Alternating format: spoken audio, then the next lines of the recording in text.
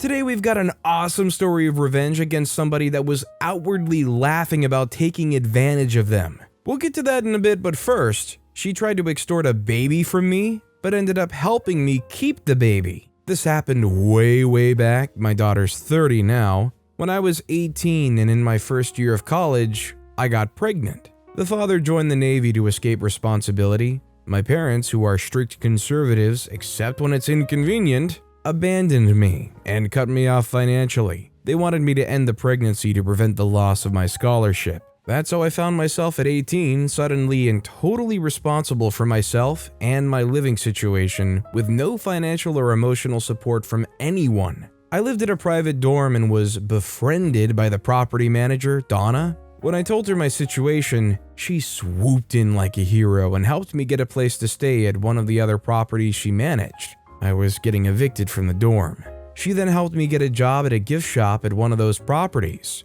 I thought she was the most wonderful person for all of this, until her true motives became clear. She wanted to adopt my baby, even though I had expressed no interest in giving my baby up for adoption. After a few weeks of work, she launched a campaign to convince me I was unfit to be a mother, and that my baby would be so much better off if I let Donna have it.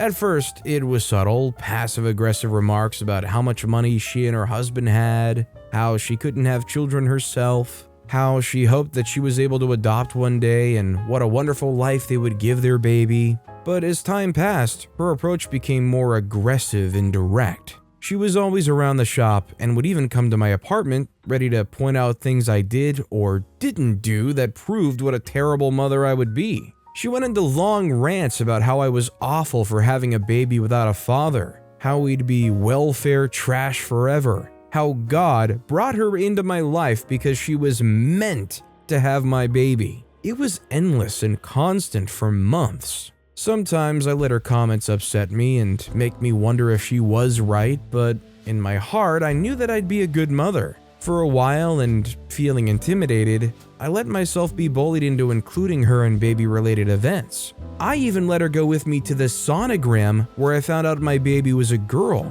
She was so excited for me. As I got closer to delivering, I got stronger in making clear to Donna that I was not giving up my baby. I tried to avoid Donna as much as I could, but was regularly reminded how much power she had over my living situation. I soon had coworkers telling me she was claiming that my baby's adoption was a done deal. She even told people she was decorating a nursery and buying baby girl clothes. When it became clear that she was not going to change my mind, she started threatening me with eviction from my apartment and firing me from my job.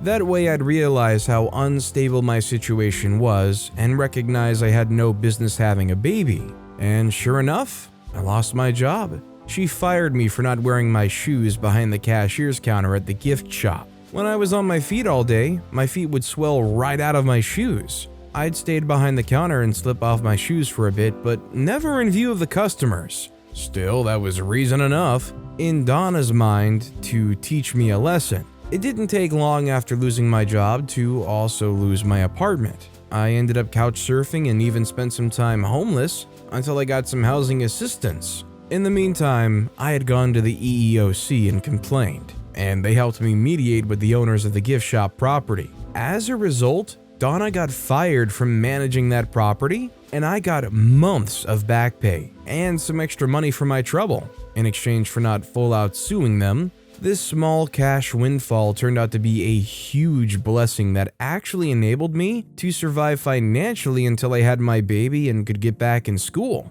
Donna firing me was the best thing that could have ever happened. I saw her years later and she was still childless. Best revenge? My daughter's now getting ready to graduate, full scholarship and magna cum laude from a top law school. Turns out being raised by a single mom is not as awful as Donna thought. OP is one perseverant legend. I cannot imagine how devastated you would feel realizing that this person who seemed to be your knight in shining armor is actually secretly plotting against you to try and take your child from you. I mean, to not only bounce back from just their whole situation, but that alone too? Honestly, incredible stuff. Also, hi, I'm Steven, and if you enjoy awesome stories of revenge, why not hit those like and subscribe buttons down below? That said, our next story is make a meme about sex using our selfie and share it with your friends? Oops, I forgot what I promised. I'm 52-year-old female, he's 48.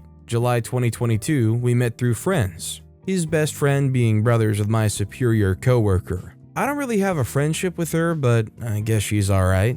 We went on a couple of dates and decided to hook up and begin a relationship. That's when he took our selfie. We hooked up, it was great. Next date, he showed me the meme that was similar to Packers pummel bears that he said he showed to his friends. Cringe, I'm too mature for that. That morning, he woke up and asked if I had any whiskey to put in his coffee. No. So he suddenly made an excuse that he was taking his adult kids to brunch and he'd call me later. He didn't call. I didn't call him. A couple of days later, he called, confiding that he got a DUI that Sunday and that he lied to me. He didn't have brunch. He went to a bar and got a DUI at 4 p.m. I politely immediately broke up with him and he begged me to keep the DUI to myself. I agreed because I'm an adult. Last week, my coworker came by and said, "Oh my god, I just found out you dated Vince." I said, "I'd hardly call it dating. I broke up with him right after that DUI." She dropped her papers and slammed her hands on my desk shouting, "What? What? You've got to be kidding me. He didn't tell any of us." Oops. Petty revenge on a platter, and I didn't even mean to. Yeah, considering literally what he did, it's so rich of him to be like, "Hey, can you also keep this embarrassing thing of mine a secret?" Oh, I wasn't aware that we were operating on those terms. This next story is enjoy your walk. My company had a main building with all the amenities, including a cafeteria. My group was in a smaller building next door. No one wanted to hike across the parking lot to pay for the lousy coffee in the cafeteria, so one of our engineers installed his own Mr. Coffee machine in an empty office. He charged just enough to break even. Then another group moved into our building. Being good neighbors, we told them about our unofficial coffee service and reminded them of the rules. Keep the area clean. When you empty the pot, brew a new one, and put a quarter into the box for each cup. One of these new guys ranted about how his college roommate worked for Google and they have this awesome cafeteria where employees enjoyed free meals. Another talked about the startup he'd worked at that had a fridge fully stocked with free soda. Our company should be able to at least afford free coffee. The guy who ran the coffee service noticed that the money collected didn't balance with the amount of coffee consumed, so he rigged up a nanny cam. Sure enough, the guys from the new group were helping themselves to coffee without paying. We moved a classified documents cabinet into the coffee room and got the company to install a badge reader on the door. Access was restricted to our group.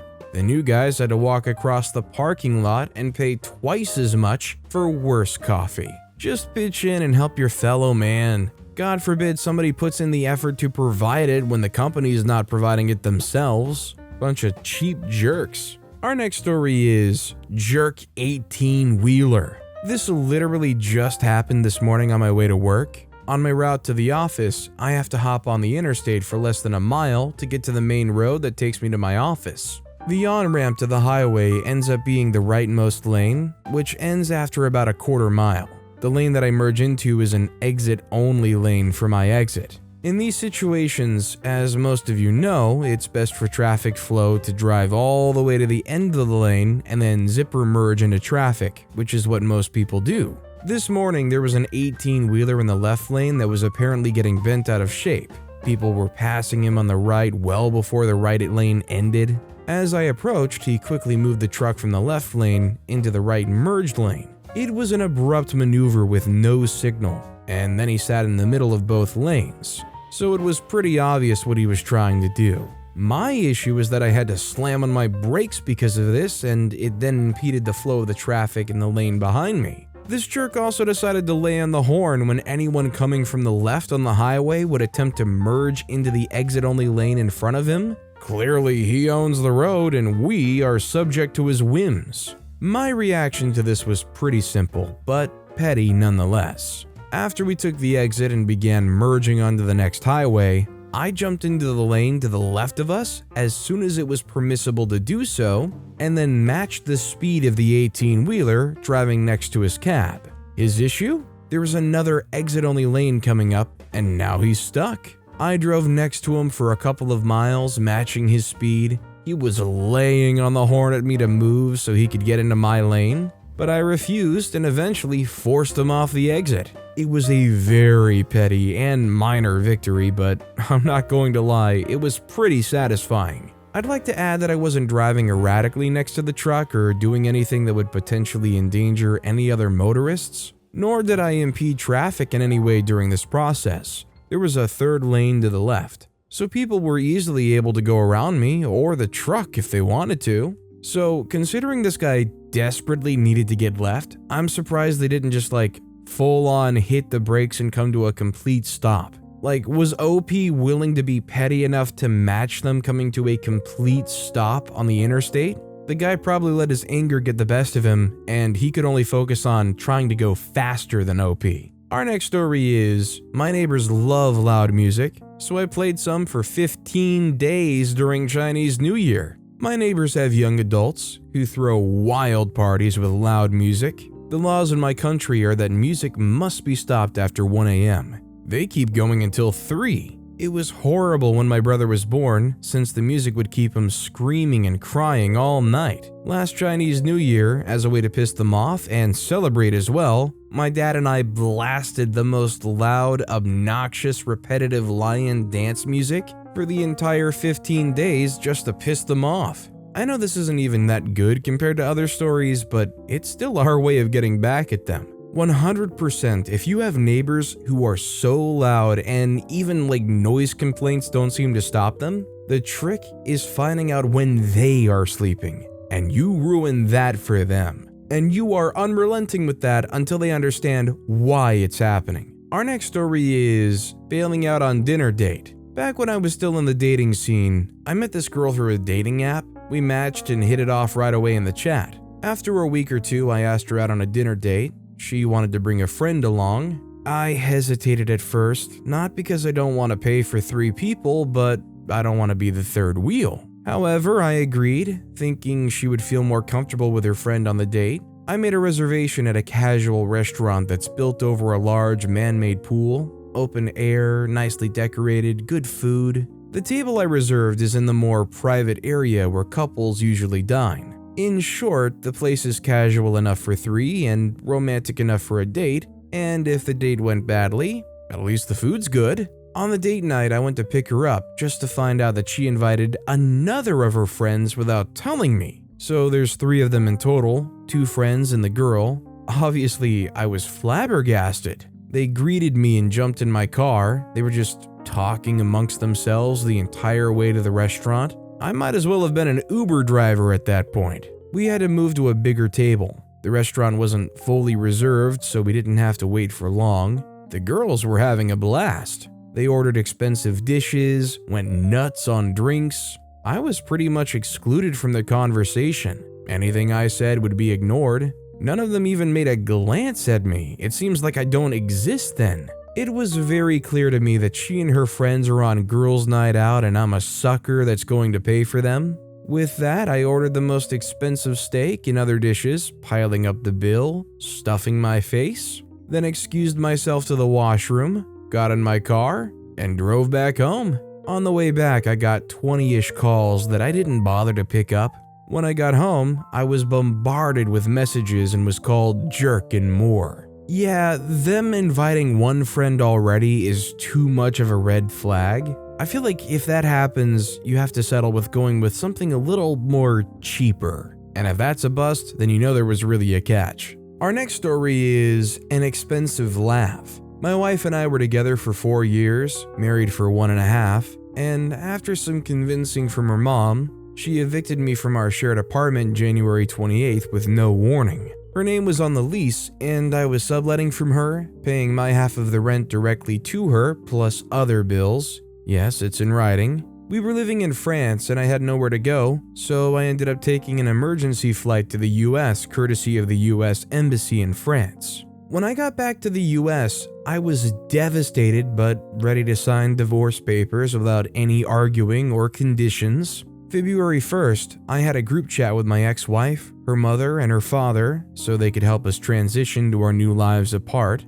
and I was proposing a solution to an unpaid bill that was going to affect my ex-wife and me fairly equally, but it required my ex-wife to do a little bit of paperwork, literally an email and a signature. She didn't reply, but her mother did. Ha ha ha ha ha ha ha ha ha. She laughed at me while I was in an incredibly vulnerable state, just trying to respectfully come to a common good for both of us. But after that, I became the embodiment of rage. And it's time for petty revenge. After having a lawyer and a former employer of mine, who happens to be a judge with resources to make a good judgment on French law regarding the situation with my ex-wife, give their insight into the situation, I decided that she can either pay me for all the costs incurred from evicting me from the middle of winter, plane ticket, hotel stay, wages lost, etc., which totals over 15,000 euro, or she can take her chances in court, which would reveal to the judge that she broke the anti-eviction in winter law,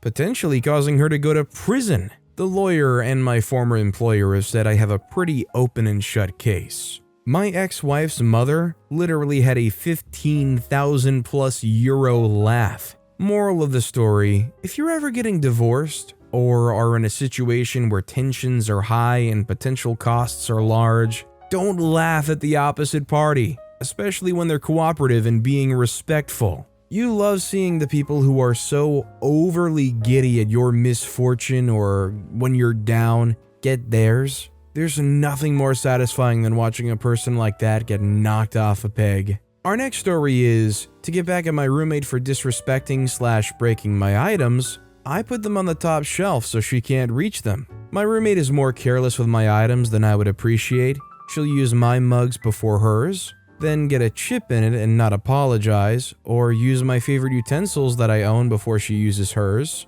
and then leaves them in the sink every day. Little petty things. So when I get sick of these little things, cause I would never do them to her, I just indirectly confiscate them from her. How? I place them on the tippy top shelf of our cabinets that I, almost 5'7", can barely just reach, and she, 5'2"-ish, would have to train like an Olympian to even dream of brushing her hand against. But I don't do it all at once. Whichever item she mistreats enough times, say leaving my favorite knife in the sink 3 times in a row, I suddenly put it right on the top shelf. Enough for her to feel that I'm dethroning her, but also not enough for her to bring it up without feeling crazy. What's the little shawty gonna say? Hey, can you stop putting your knife on the empty top shelf that I can't reach? I haven't had my fill of leaving it dirty in the sink every day. This honestly just makes me think about my youth when I was too short to reach the top shelves and I literally had to crawl on top of the counter to reach to the second or third shelves.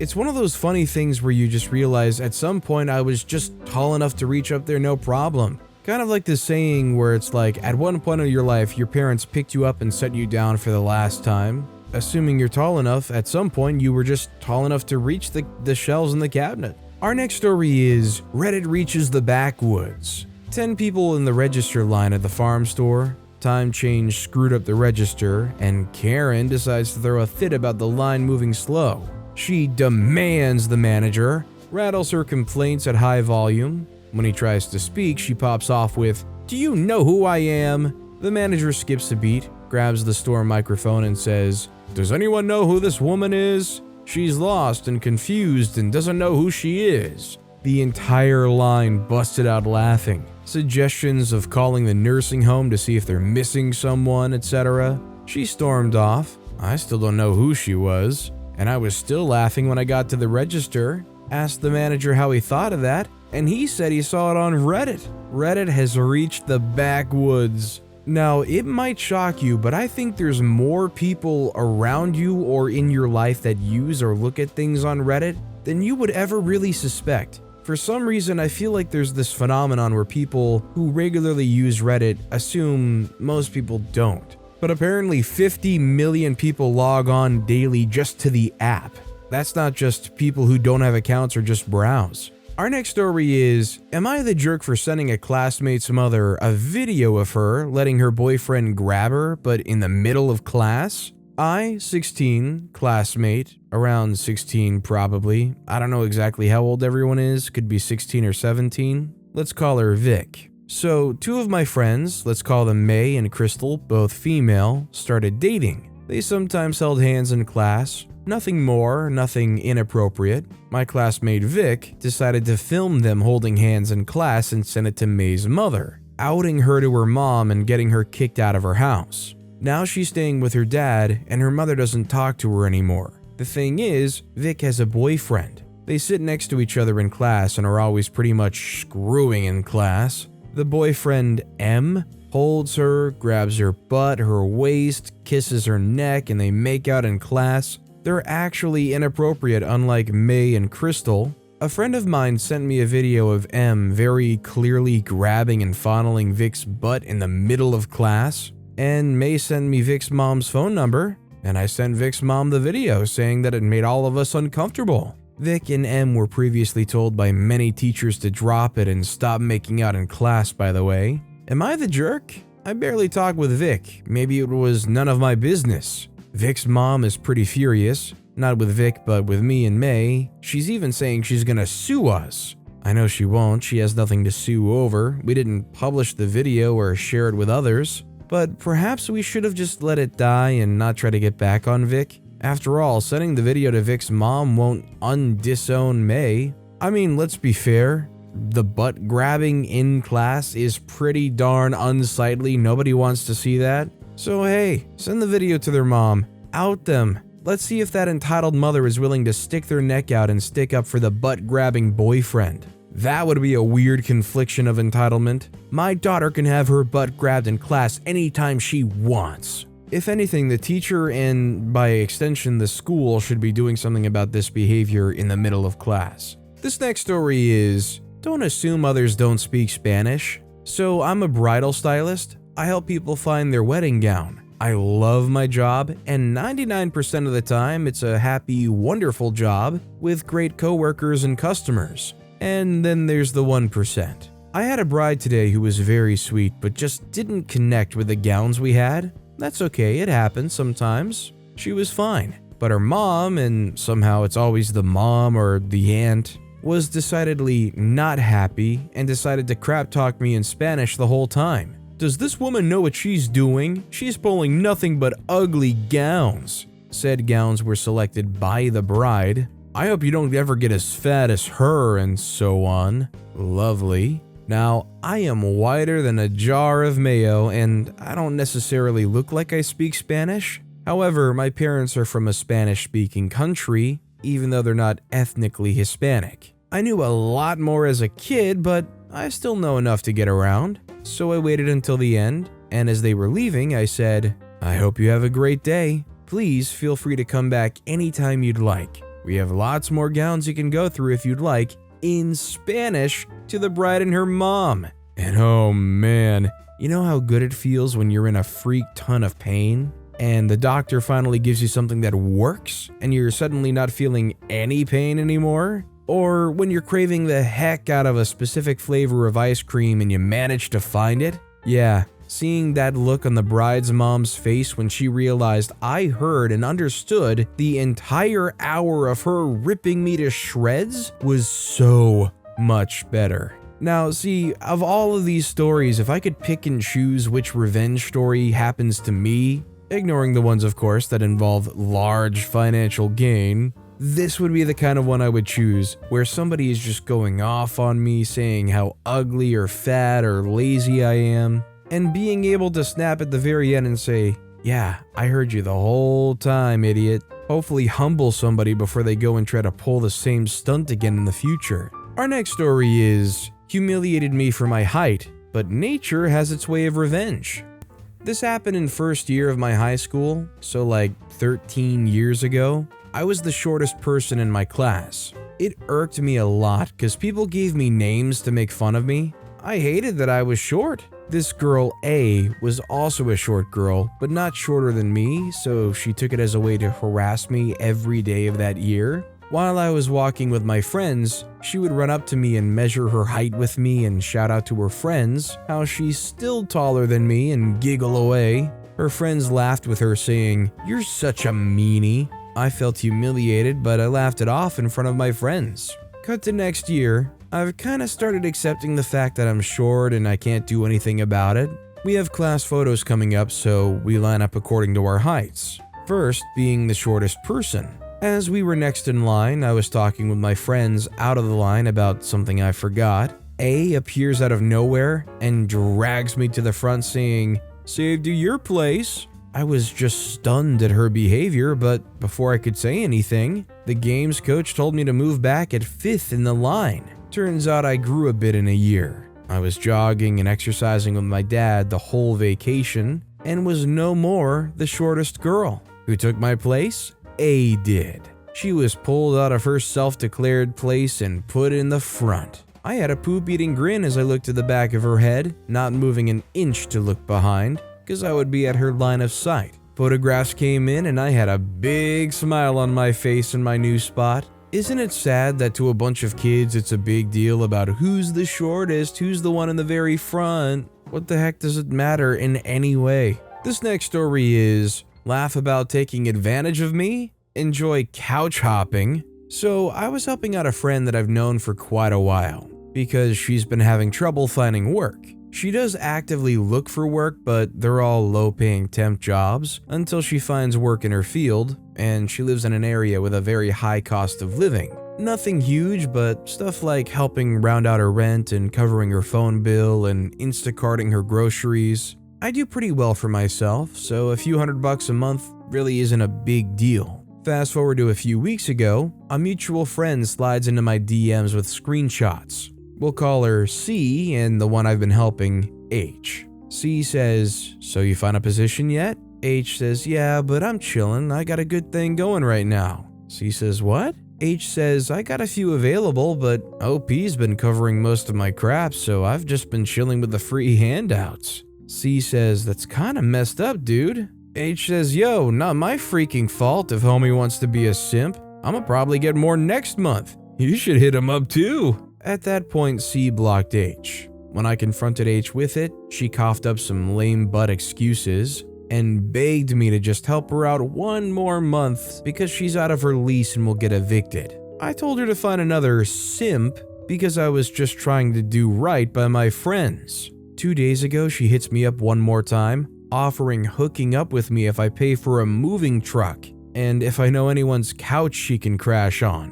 Lol, bye, enjoy couch hopping. See, if you've got a good thing going like this and you want to be scummy and try to ride on it for as long as you can, you don't go around bragging about how you're an awful person taking advantage of another person, especially a mutual friend. H was asking for it by going to C, who's a friend of OP's, and saying, "Yeah, I'm taking way advantage of our friend, you should do it too." What more of a record scratch, "wait, you've been doing what to my friend" kind of moment do you need? But with that being said, that's all the time we have for today. Now, if you want to hear another absolutely crazy revenge story, check out that video on the left. Or if you missed my latest video, check out that video on the right. That said, I'll see you all next time with some more stories.